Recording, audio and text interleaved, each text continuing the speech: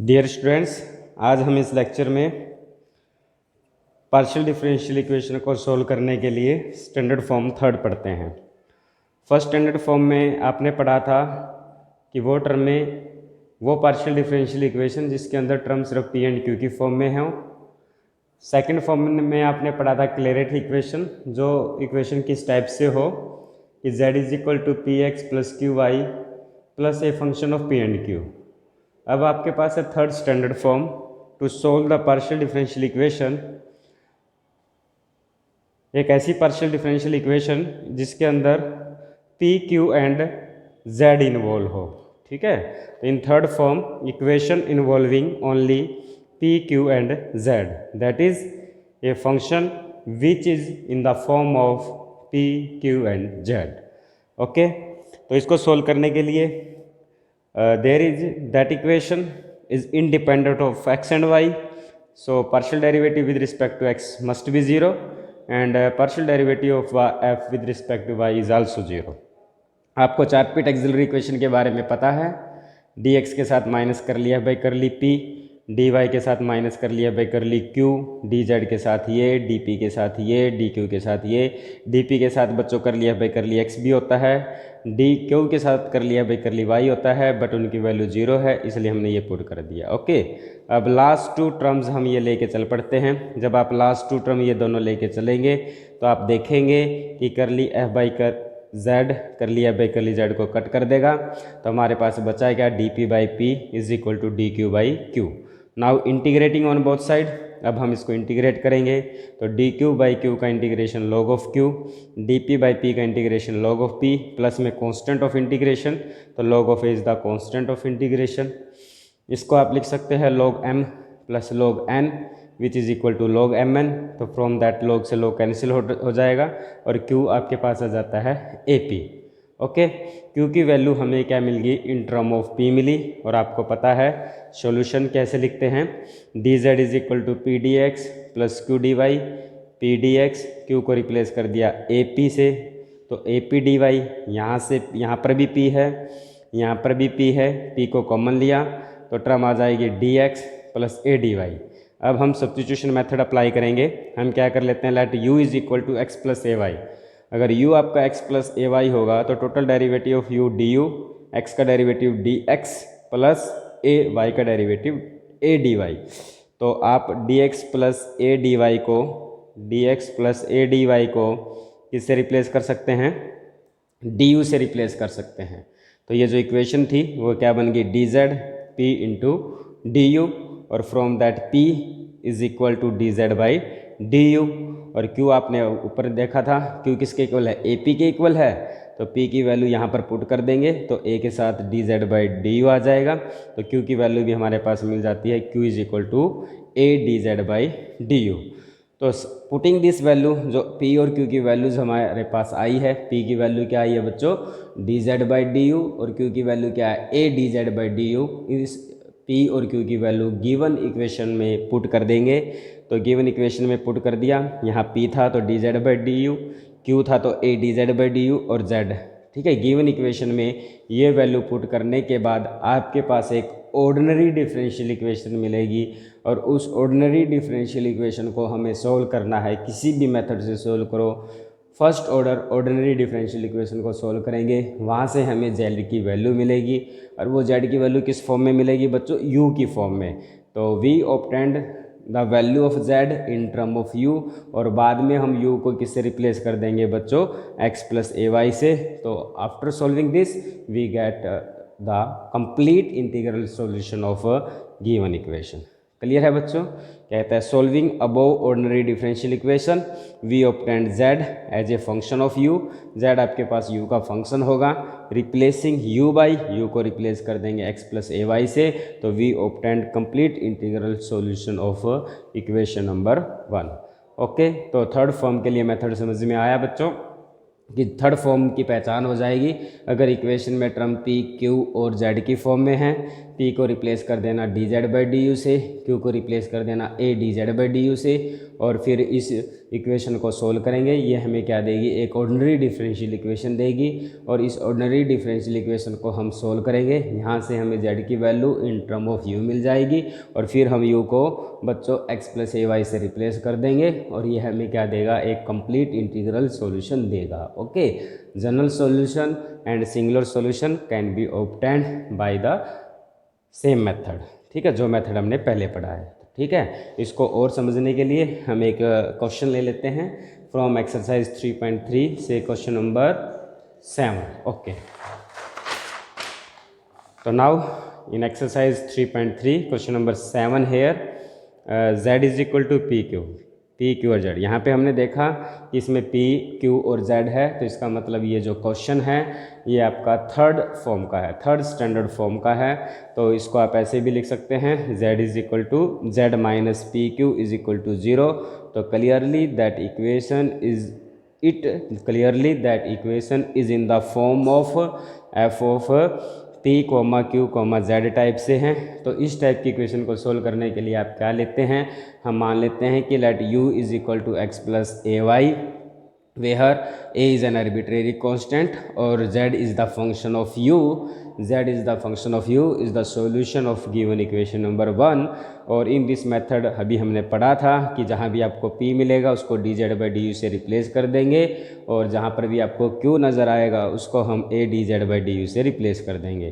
तो replacing putting the value of p and q in equation number 1 here we have z minus p into में q था, q को replace कर दिया a dz by du से which is equal to 0। From that z minus a dz by du into dz by du becomes dz by du का whole square. z is equal to right hand side में लेकर गए, dz by du का whole square is equal to z by a। तो dz by du taking square root on both side we have plus minus root of z by a और by variable separation method से z वाली term इधर ले आए और साथ में राइट हैंड साइड में du चला, इंटीग्रेटिंग ऑन बोथ साइड और इंटीग्रेट किया तो आपके पास ये आ जाता है plus minus 2 root a root z equal to u plus b, where b is the integrating constant and it is the arbitrary constant. तो 2 रूट ए जेड इसको इकट्ठा करके लिख दिया u प्लस बी और u को आपको रिप्लेस करना है किससे बच्चों, x प्लस ए वाई से। तो ये रिप्लेस कर दिया, taking square on both side, square करेंगे तो प्लस का स्क्वायर प्लस रहेगा और माइनस का स्क्वायर प्लस 4az और इस टर्म का स्क्वायर करेंगे तो ये बन जाएगी बच्चों x प्लस ए वाई प्लस बी का होल स्क्वायर। तो this implies 4za is equal to x plus A Y plus B का whole square, that is the required complete integral solution of given equation. Okay बच्चों, समझ में आया ना। Okay, पहले तो आपको क्वेश्चन की स्टेटमेंट को देखकर क्वेश्चन की फॉर्म की पहचान करनी है कि वो फर्स्ट फॉर्म से है, सेकंड फॉर्म से है, थर्ड फॉर्म से है या फोर्थ फॉर्म से है और फिर उस फॉर्म के हिसाब से जो आपको पर्टिकुलर मेथड आपको बताए गए हैं उस मेथड के कोरस्पॉन्डिंग इन क्वेश्चनों को सोल्व करना है। अगर अब हम इसी क्वेश्चन के लिए अगर हम जनरल सोल्यूशन की बात करें तो जनरल सोल्यूशन के लिए क्या मेथड होता है बच्चों, इसमें जो दूसरा कॉन्स्टेंट है b, जो अनदर कांस्टेंट है b, उसको क्या मान लेते हैं a का फंक्शन। तो b को रिप्लेस कर देंगे फाई ऑफ a से, तो वो इक्वेशन जो बनेगी उसका और उसका derivative with respect to a करेंगे और उन दोनों इक्वेशनों में से क्या करेंगे बच्चों, a को एलिमिनेट करेंगे। a को एलिमिनेट करके जो इक्वेशन बनेगी वो हमारी इक्वेशन क्या देगी, general solution of that given partial differential equation.